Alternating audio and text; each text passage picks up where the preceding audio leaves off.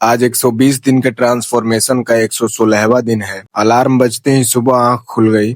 6 बजे का यह डिसिप्लिन अब आदत बन चुका है। आज लेग डे है। शरीर में एक रोमांचक घबराहट महसूस हो रही है। बिस्तर पर थोड़ी देर बैठा रहा, खुद को मानसिक रूप से आज के युद्ध के लिए तैयार किया। फिर वॉशरूम गया, चेहरे पर ठंडे पानी के छींटे मारे, जिससे नींद पूरी तरह उड़ गई।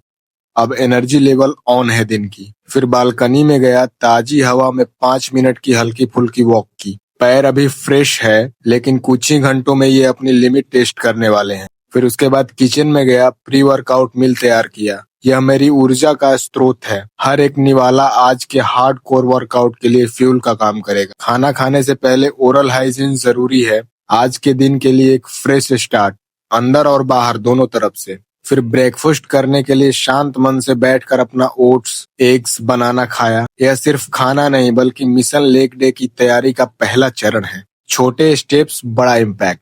फिर जिम जाना था तो ब्लैक कॉफी बनाया और उसका पहला घूंट लेते ही कैफीन नसों में दौड़ गया। अब मैं पूरी तरह से जागृत हूँ।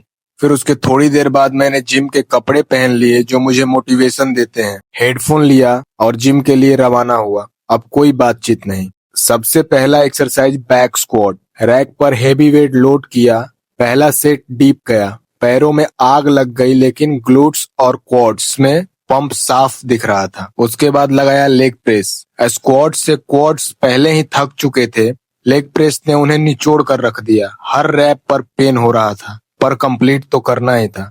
फिर उसके बाद लेग एक्सटेंशन लगाया आइसोलेशन मूवमेंट के लिए। अब पैर कांप रहे हैं, लग रहा है जैसे घुटने लॉक हो गए हों।